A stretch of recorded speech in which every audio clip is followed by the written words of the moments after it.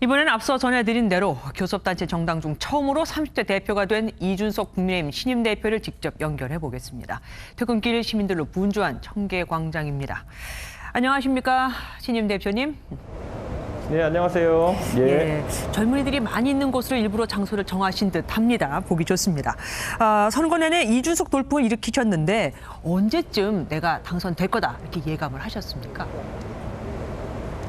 사실 저희 보수 정당에서 선거를 치르는 사람들 입장에서는 그 대구나 아니면 이 TK라고 하는 지역에서의 민심을 확인했을 때 어느 정도 확신이 옵니다. 그런데 네. 제가 대구의 서문시장에 가가지고 상인분들께 인사를 드리는데 딱히 2030 세대도 아니었고 그리고 그냥 상인들이었는데 굉장히 열렬한 반응을 보여주시는 것을 보고 저는 TK에서도 그리고 장년층에서도 제가 말하는 메시지들이 소구력이 생겼구나라는 걸 보면서 어느 정도 자신감을 얻었습니다. 예.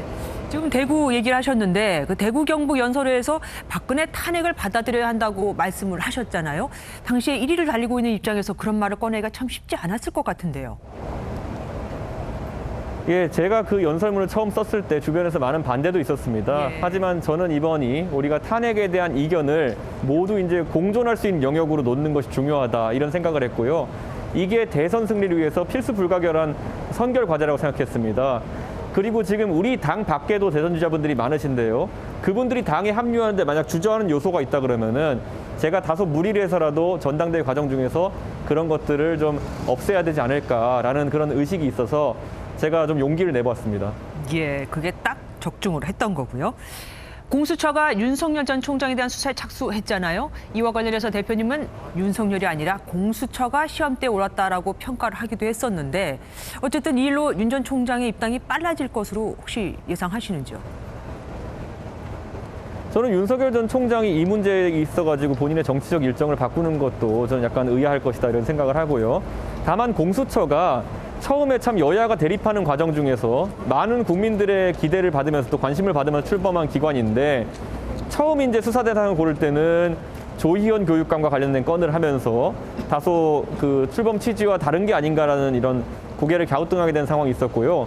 그 다음엔 이제 야권의 유력 대선 주자로 분류되는 윤석열 총장과 관련된 수사를 하면서 이건 또 공정성이 있어가지고 또 시비가 붙을 수 있겠구나라는 생각을 했습니다. 그래서 저는 공수처라는 조직이 물론 우리나라에서 처음 생겨서 그 운영 방식에 대해서 미흡함이 있을 수 있겠지만은 이번에 그 공수처라는 조직의 존재 가치를 스스로 입증하지 못한다면은 공수처에 상당한 부담이 될 것이다 이런 생각을 합니다. 그래서 수사력을 보여주면서 또 공정성을 지킬 수도 있는 그런 운영이 되었으면 합니다. 그럼 윤 전 총장의 입당은 어떻게 보시고요? 저는 윤 전 총장의 입당이라고 하는 것은 저희 당이 만약에 윤 전 총장을 받아들일 수 있을 정도의 그런 상태가 되고 또 윤 총장도 정치에 대한 확신이 서면은 결심할 수 있는 것이지 저는 이런 어떤 공수처의 수사 문제는 영향이 적을 것이라고 생각합니다. 예. 취임 연설에서 젊은 사람 이야기에 관대함을 보여달라고 말씀하신 점이 인상적이었습니다. 혹시 본인이 힘들었던 부분입니까? 그동안 보수 정당에서 활동하면서 어떤 부분이 가장 답답했는지도 궁금합니다.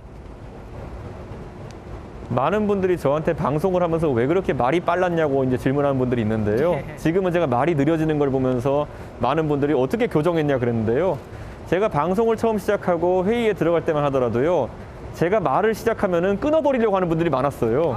근데 이제 그런 것들이 제가 좀 사무쳤는데 요즘은 그래도 제가 하는 말들을 끝까지 경청해 주시고 이러다 보니까 저도 여유를 가지고 말이 좀 느려진 것 같습니다. 이런 것처럼 젊은 세대가 정치의 영역에 진입했을 때 느끼는 부담이라는 것이 상당합니다. 그래서 그런 부분을 좀 앞으로 제 뒤를 이어서 정치하는 젊은 사람이 있다면은 느끼지 않도록 배려해 주셨으면 하는 생각입니다.